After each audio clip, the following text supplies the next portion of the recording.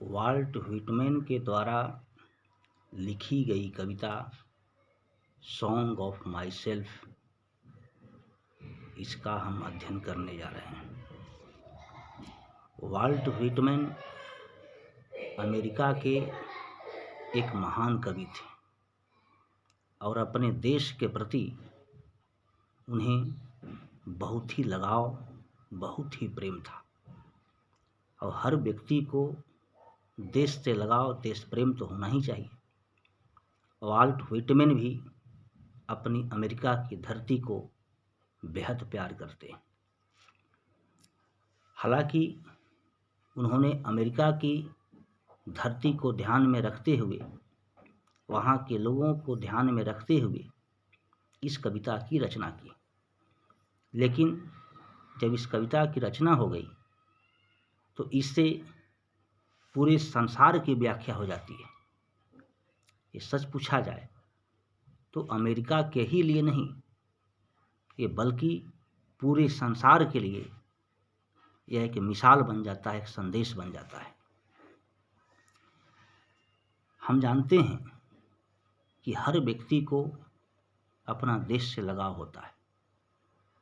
कोई भी अपनी धरती को छोड़ना नहीं चाहता है और वह चाहता है कि हमारे देश में अमन चैन हो, शांति हो, सभी लोग एक दूसरे से प्रेम करें, सौहार्दपूर्ण वातावरण हो। लेकिन कभी कभी देश में जाति, धर्म और भाषा के नाम पर संघर्ष होते रहते हैं। अब इसी संघर्ष के कारण कभी कभी ऐसा भी होता है कि एक समुदाय दूसरे समुदाय के खून का प्यासा हो जाता है। तो वाल्ट व्हिटमैन अपने देश में ये डिस्क्रिमिनेशन, सेग्रीगेशन, गोरों और कालों का भेदभाव, धार्मिक भेदभाव, जातिगत भेदभाव, ये सारे भेदभाव को देखते हैं और लोगों को आपस में झगड़ते हुए देखते हैं। इस दृश्य को देखकर उन्हें बहुत तकलीफ होती है और इस कविता की रचना, इस कविता के माध्यम से वे लोगों को समझाने की कोशिश करते हैं कि आपस में हम क्यों झगड़ रहे हैं। न कोई ऊंचा है, न कोई नीचा है, सभी धर्म एक हैं, सभी भाषा, सभी जाति, ये सबको आपस में मिलकर रहने की ज़रूरत है। और कोई भी राष्ट्र तभी महान हो सकता है, तभी बड़ा हो सकता है, समृद्ध हो सकता है, जब वहाँ किसी तरह का भेदभाव न हो। इसीलिए इस कविता में वाल्ट व्हिटमैन स्टार्ट करते हैं कि I celebrate my self and Singh my self. मैं स्वयं को आनंदित करता हूँ और मैं स्वयं ही गीत गाता हूँ। इस प्रथम लाइन में एक बहुत बड़ा फिलॉसफी है। हम आनंदित होते हैं, खुद से आनंदित होते हैं।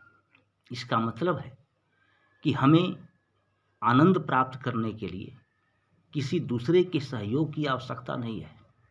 इसका मतलब ये नहीं है कि कवि एकांगी जीवन व्यतीत करना चाहता है और एकांकीपना का समर्थन करता है, ऐसी बात नहीं है। इसके द्वारा यह कवि कहना चाहता है कि आप जिस तरह से आनंदित होते हैं, हम भी आनंदित होते हैं। एक्चुअली हम किसी दूसरे को जो सुख देते हैं, वास्तव में हम उसको सुख नहीं देते हैं, हम खुद को सुख देते हैं। किसी दूसरे को हम दुख देते हैं तो वास्तव में हम उसको दुख नहीं दे रहे हैं, हम खुद को दुख दे रहे हैं। इसलिए कि हम में और उसमें कोई अंतर ही नहीं है। दर्शन शास्त्र भी कहता है कि आत्मा, सबकी आत्मा एक है। शरीर, आपके शरीर में जिन तत्वों की आवश्यकता है वो आप में भी है और मुझ में भी है। इसीलिए एकता स्थापित करते हुए ये कवि कहता है कि आई सेलिब्रेट माई सेल्फ। मैं खुद ही आनंदित होता हूँ एंड सिंग माई सेल्फ, और मैं खुद ही गीत गाता हूँ। And what I assume you shall assume. आप जिस चीज़ को स्वीकार करते हैं मैं भी उसी चीज़ को स्वीकार करता हूँ। कहने का मतलब है कि एक व्यक्ति जिस तथ्य को स्वीकार करता है, दूसरा व्यक्ति भी उसी तथ्य को स्वीकार करता है। तो यहाँ एक संशय उठता है, एक संदेह पैदा होता है कि जब एक व्यक्ति उसी चीज को स्वीकार करता है जो दूसरा स्वीकार करता है, तो फिर यह संघर्ष क्यों, फिर यह विवाद क्यों? तो कवि कहता है कि किसी परिस्थितिवश, किसी कारणवश हम अलग अलग अवश्य दिखते हैं, लेकिन दोनों एक ही तथ्य को स्वीकार करते हैं। इसे एक सिंपल एग्जाम्पल के द्वारा समझा जा सकता है। जैसे एक पुलिस यानी एसपी को मान लीजिए, और दूसरा है चोर। चोर और एसपी में दुश्मनी रहती है। चोर एसपी को देखना नहीं चाहता और एसपी चोर को देखना नहीं चाहता। लेकिन यहाँ एक चीज को समझने में परेशानी होती है कि जब दोनों एक ही चीज को स्वीकार करते हैं, तो फिर वह उससे नफरत क्यों करता है, वह उससे भय क्यों खाता है। इसको ऐसे समझिए कि कोई भी चोर वो भी समझता है कि चोरी करना गलत है, क्योंकि वह अपना बेटा को नहीं चाह सकता है कि उसका बेटा चोर हो, कितना भी बड़ा चोर हो। यदि कोई शराबी हो तो नहीं चाहता है कि मेरा बेटा भी शराबी हो। एसपी के नज़र में तो शराब पीना, चोरी करना गलत है ही, उस व्यक्ति के नज़र में भी ये चोरी करना गलत है। यदि गलत नहीं रहता तो पिता अपने पुत्र को हर सुख देने के लिए लालायित रहता है और तत्पर रहता है। तो यदि यह अच्छा काम होता, सुखमय काम होता, तो अपना बेटा को यह सुख प्रदान करने से कभी अपने आप को नहीं रोकता। इसका मतलब है कि उसके दिमाग में भी है कि चोरी करना गलत है, अब एसपी के दिमाग में तो है ही, लेकिन एसपी चाहता है कि हमारा बेटा एसपी हो। इसका मतलब है कि उसके नज़र में वो बात सत्य है। और चोर के भी नज़र में, चोर भी चाहता है कि मेरा बेटा एसपी हो, शराबी भी चाहता है कि मेरा बेटा एसपी हो। वो भी जानता है कि एसपी का काम अच्छा है, हमारा काम बुरा है। तो दोनों एक ही तथ्य को स्वीकार कर रहे हैं, लेकिन किसी परिस्थिति बस दोनों के रास्ते अलग अलग हो गए। इसीलिए कवि कहता है कि what I assume you shall assume. मैं जिस चीज को स्वीकार करता हूं, तुम भी उसी चीज को स्वीकार करते हो। For every atom belonging to me as good belongs to you. कहता है कि आखिर कारण क्या है कि हर व्यक्ति एक ही तथ्य को स्वीकार करता है। इसका कारण है कि आपके शरीर का निर्माण और मेरे शरीर का निर्माण एक ही परमाणु से हुआ है। जिस पंच तत्व से, जिस पंच महाभूत से एक व्यक्ति का शरीर का निर्माण हुआ है, दूसरे व्यक्ति के शरीर का निर्माण भी उन्हीं 5 तत्वों से हुआ है। यही कारण है कि काम अलग अलग होते हुए भी, विचार अलग अलग होते हुए भी हम लोग एक ही तथ्य को स्वीकार करते हैं। I love and invite my soul. मैं भ्रमण करता हूँ, मैं घूमता हूँ, मैं भटकता हूँ और अपनी ही आत्मा को आमंत्रित करता हूँ। यानी पूरे मानव समुदाय, मानव यूं ही भटकता है, यूं ही चलता है। वह किसी दूसरे को आमंत्रित नहीं करता है, किसी दूसरे को नहीं बुलाता है, वह खुद को ही बुलाता है। आई लीन, मैं आराम भी करता हूँ, माने थोड़ा देर रुक कर मैं देखता हूँ, परिस्थिति को देखता हूँ, संसार की गतिविधि को देखता हूँ।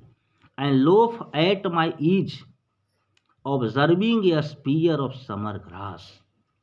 और समर सीजन में घास जो दिखाई देते हैं वह नीले होते हैं, भाले की तरह दिखाई देते हैं, और इन भाले की तरह घास को मैं अवलोकन करता हूँ, मैं देखता हूँ। कवि यहाँ इस तरफ इशारा करता है कि संसार में दुख ही दुख है, संसार दुख से भरा हुआ है और सुख कभी कभी वहाँ दिखाई देता है।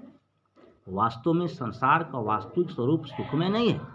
इस संसार में हम दुख भोगने के ही लिए आते हैं। तो जिस तरह से चारों तरफ सुखाड़ है, चारों तरफ धरती तवे की तरह तप रही है, और वैसी परिस्थिति में यदि हरियाली हमें कहीं दिखाई देती है तो बड़ा सुखद महसूस होता है, सुखद महसूस होता है। और दूसरे तरफ ये भी कहा जाता है, इस लाइन से यह भी अर्थ लगाया जाता है कि संसार दुख से भरा हुआ है, असंख्य कांटे हैं इसमें, बहुत परेशानियां हैं।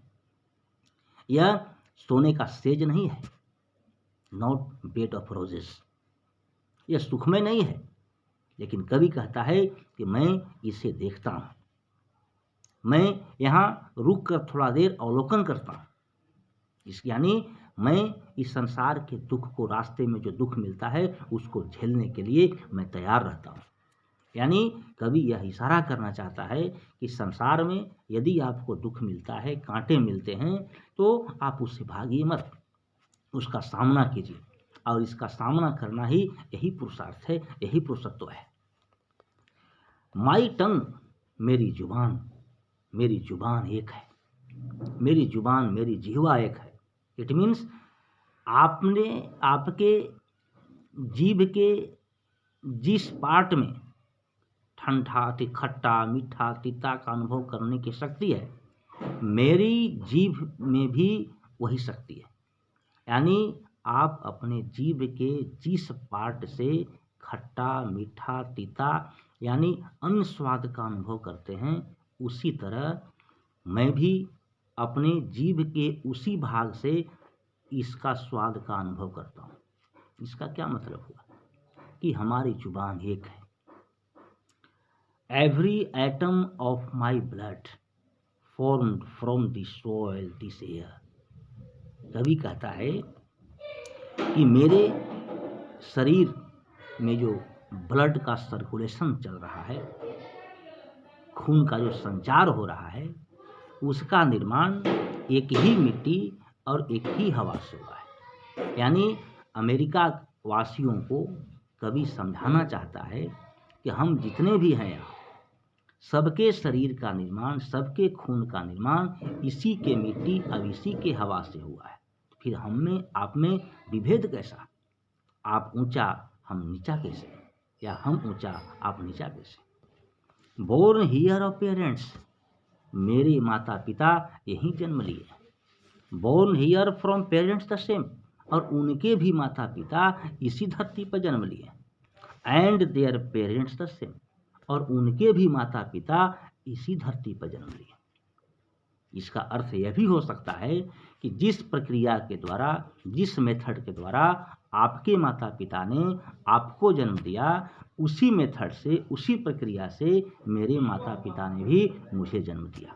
तो इसमें कैसा विभेद? आप कैसे छोटा हो गए, हम कैसे बड़ा हो गए, या हम छोटे कैसे हो गए, आप बड़े कैसे हो गए? कवि कहता है कि I now 37 years old in a perfect health begin। कवि कहता है कि मैं 37 वर्ष का हो गया और मैं स्वस्थ हूँ, और मैं पूरी जिंदगी स्वस्थ रखने की कामना भी करता हूँ। स्वस्थ होने का मतलब यहाँ हुआ कि मैं इस बात को समझता हूँ, मुझे इस बात का गर्व है कि मैं समझता हूँ, सच्चाई को समझता हूँ। हम में यह भेदभाव नहीं है। कवि यह कहना चाहता है कि यदि किसी व्यक्ति में भेदभाव नहीं हो, हम मानव सब एक हैं, हमारी प्रवृत्ति एक है, हमारा रहन सहन, हमारे शरीर के प्रत्येक परमाणु का निर्माण सेम है, तो फिर विभेद कैसा? यानी सच्चाई को हम ये जानते हैं, और 37 वर्ष की अवस्था में मैं इस सच्चाई को जानता हूँ, और मेरा मन स्वस्थ है, और स्वस्थ मन में ही स्वस्थ मन रहता है तो शरीर भी स्वस्थ है। तो कोई भी व्यक्ति अस्वस्थ सिर्फ शारीरिक तकलीफ से नहीं होता, मानसिक तकलीफ से भी होता है। जिस व्यक्ति के पास खाने पीने की पूरी व्यवस्था है, लेकिन उसके पास शांति नहीं है, तो शांति कहाँ रहती है? मन में। और मन यदि उसका शांत नहीं है तो उसका शरीर भी स्वस्थ नहीं रहेगा।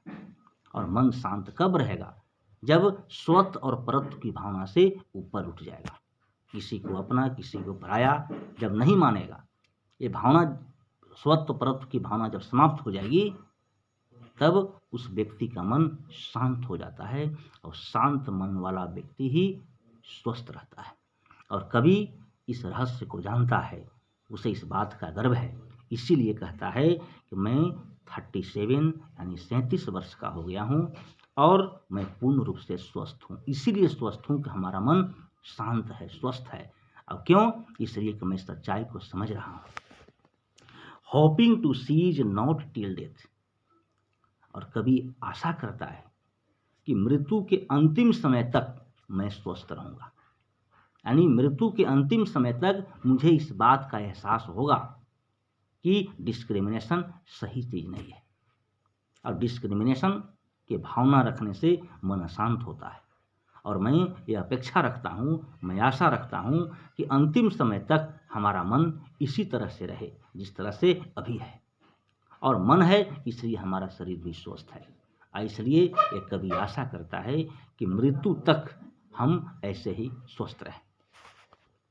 Creeds and schools in abeyance retiring back a while sufficed, कभी कहता है कि धार्मिक मान्यताएं, ये धर्म, ये जाति, ये विचारधारणाएं मेरे लिए कोई विशेष महत्व का चीज़ नहीं है, इसलिए यह मनुष्य की मनोवृत्ति को सीमित कर देते हैं या समाज में द्वेष फैलाते हैं, और मैं इसको विशेष तरजीह नहीं देता हूँ।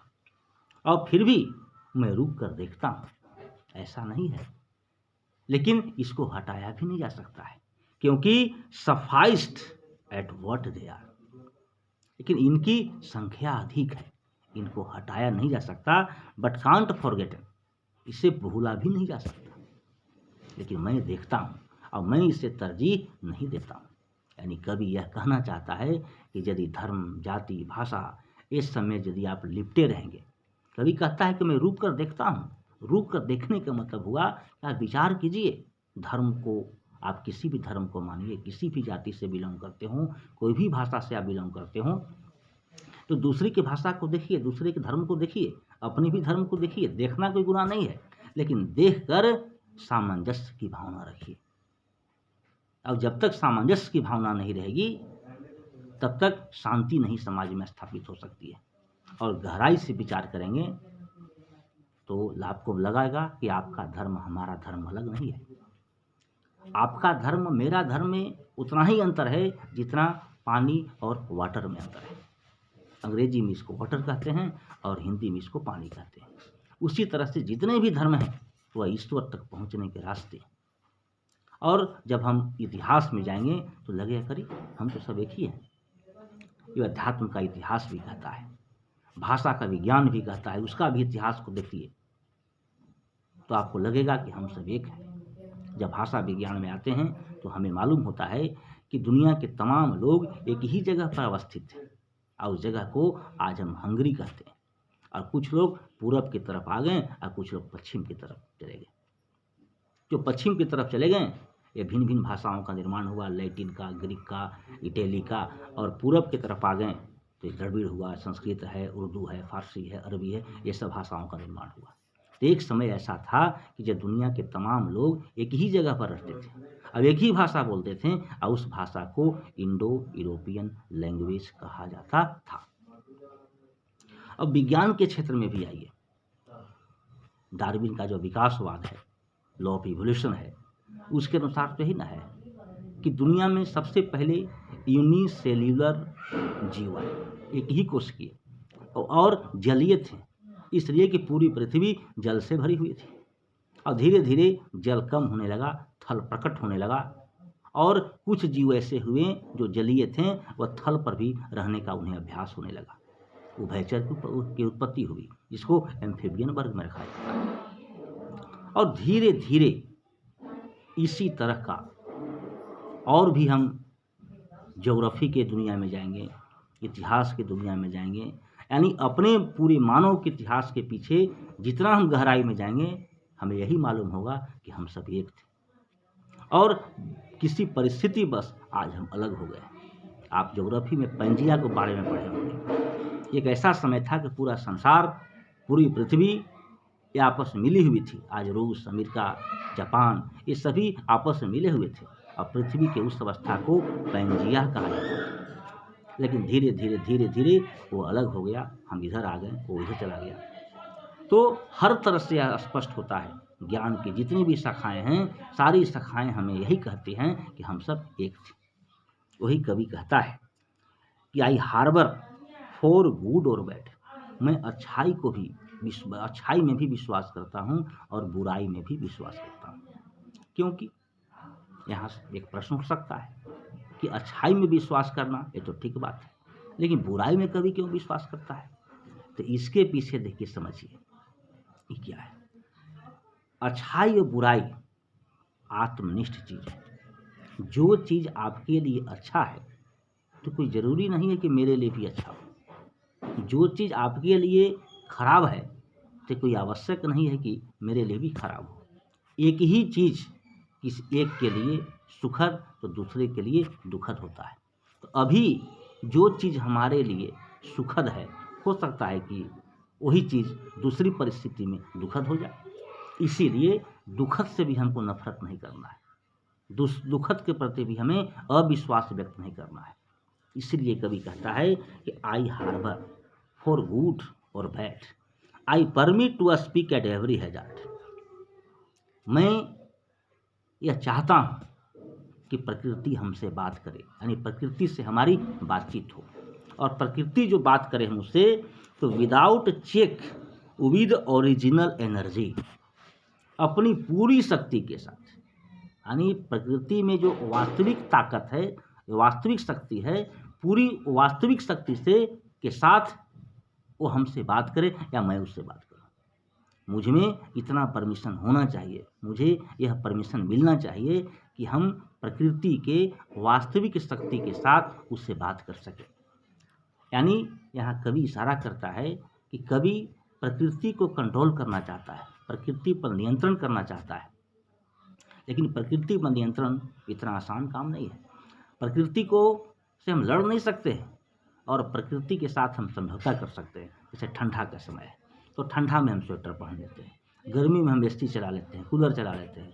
ये प्रकृति के साथ लड़ना नहीं हुआ, ये प्रकृति के साथ समझौता करना। तो कवि यही कहना चाहता है कि मैं चाहता हूँ कि बात हो और प्रकृति से हमको बात करने का आदेश मिले, इतनी हम में क्षमता हो जाए कि मैं प्रकृति से बात कर सकूं, लेकिन वह प्रकृति वास्तविक एनर्जी के रूप में आए, वास्तविक ऊर्जा के साथ प्रकृति रहे और मैं उससे बात करूं या प्रकृति मुझसे बात करूं। यानी प्रकृति और मुझ में बात करने का माध्यम हो जाए, यानी प्रकृति के साथ मेरा तादात्म्य स्थापित हो जाए। इस तरह से कवि इस कविता के माध्यम से अमेरिका वासियों ही नहीं बल्कि पूरे संसार को समझाने की कोशिश करता है कि हम अलग अलग नहीं हैं, हम जितने भी मानव हैं हम सब एक हैं। और जाति धर्म भाषा के नाम पर ये लड़ना ये हमारी बेवकूफ़ी है, और भाषा धर्म जाति के नाम पर जब तक हम लड़ते रहेंगे तब तक संसार में शांति स्थापित नहीं हो सकती है, और शांति प्राप्त करना यही जीवन का लक्ष्य होना चाहिए। आज के एपिसोड में इतना ही।